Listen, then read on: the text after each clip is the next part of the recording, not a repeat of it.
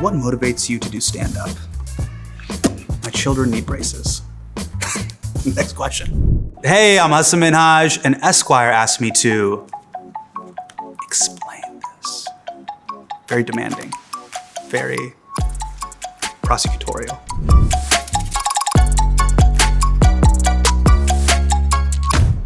Who is your biggest influence as a comedian? I have so many influences. I would say Chris Rock, Jon Stewart, Tina Fey, Spalding Gray, Mike Birbiglia, John Mulaney, Stephen Colbert, Lucille Ball, Dick Gregory, Richard Pryor, Chappelle, Norm Macdonald, George Carlin, Colin Quinn, Louis Black. Is this too many? It was asking for one. But this is crazy. How am I gonna just give you one?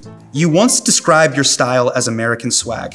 This is embarrassing. I can't believe I said this on the record. I denounce and condemn this as a statement, American swag. Do you still describe it that way? The way I dress now is I try to dress my age.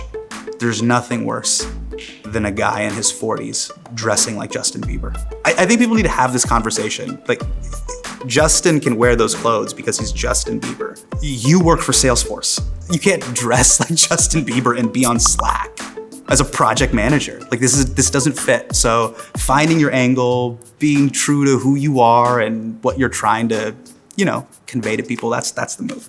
You are a Sacramento Kings fan. How hard is it to be a Sacramento Kings fan? It's rough. And Esquire, you didn't have to do this. Being a Sacramento Kings fan is like hearing that the United States government has launched a new website. It sounds good in theory, healthcare.gov. It's not gonna work in practice. As a follow-up, if you're asking me how you think we're gonna do this upcoming year, it's not gonna be great. We've acquired a great new player, DeMar DeRozan, and everyone's like, oh, it's gonna be awesome. Never underestimate how we can f*** it up.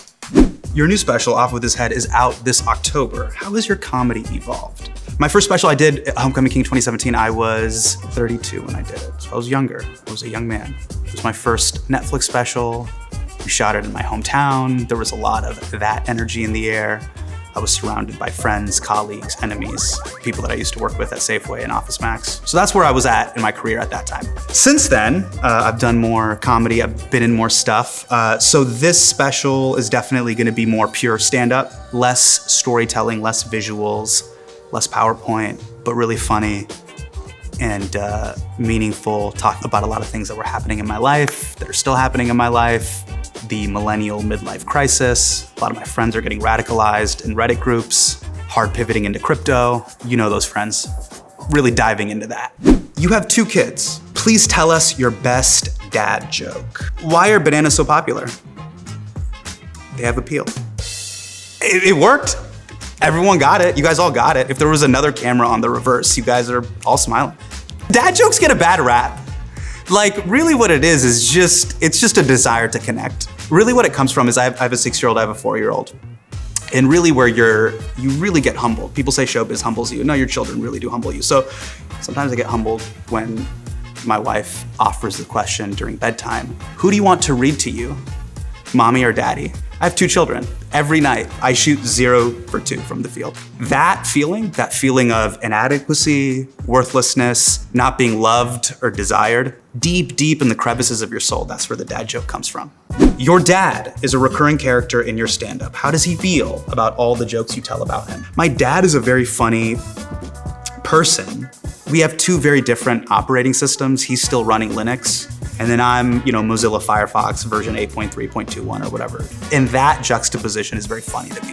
Like your parents' POV on the world, specifically my dad's POV on the world, and then my POV on the world. You know what I mean? Like my dad has to watch the presidential debate and then in one scroll also know who the Paktua girl is. So like a 74-year-old Indian immigrant has to make sense of both of these things. And CNN is covering both.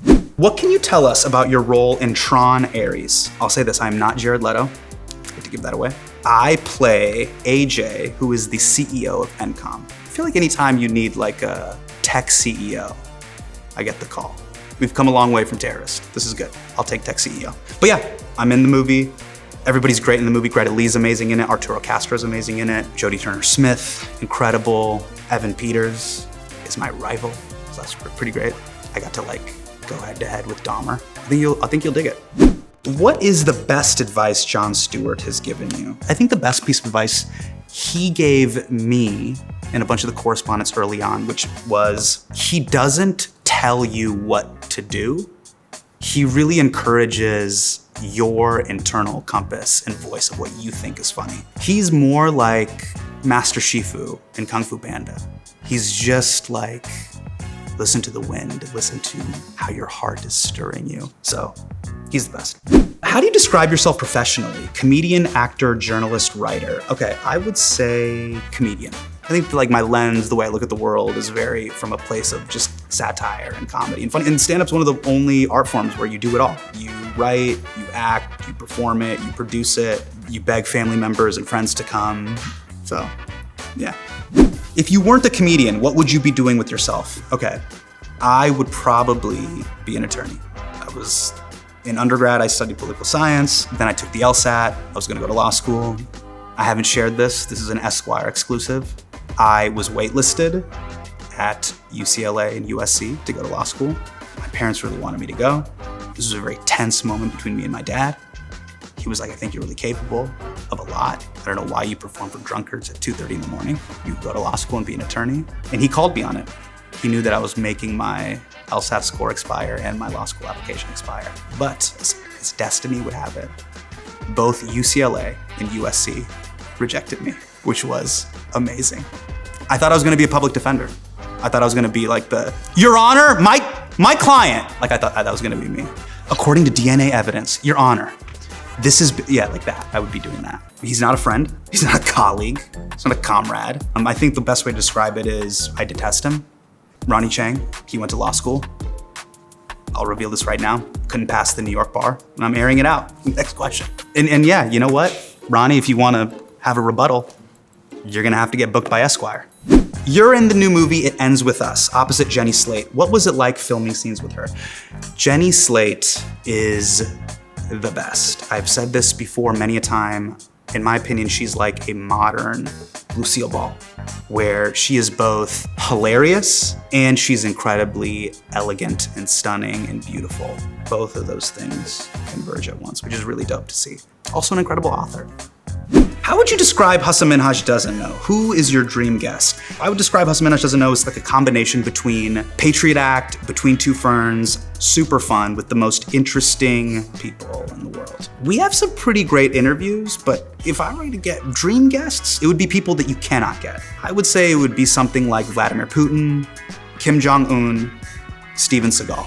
People like that, be like, what's your deal? What's going on here? If you're watching this, Mr. Seagal, I know you live in Moscow. Let's talk. Hey, I'm Hasan Minhaj, Esquire. I hope I explained myself.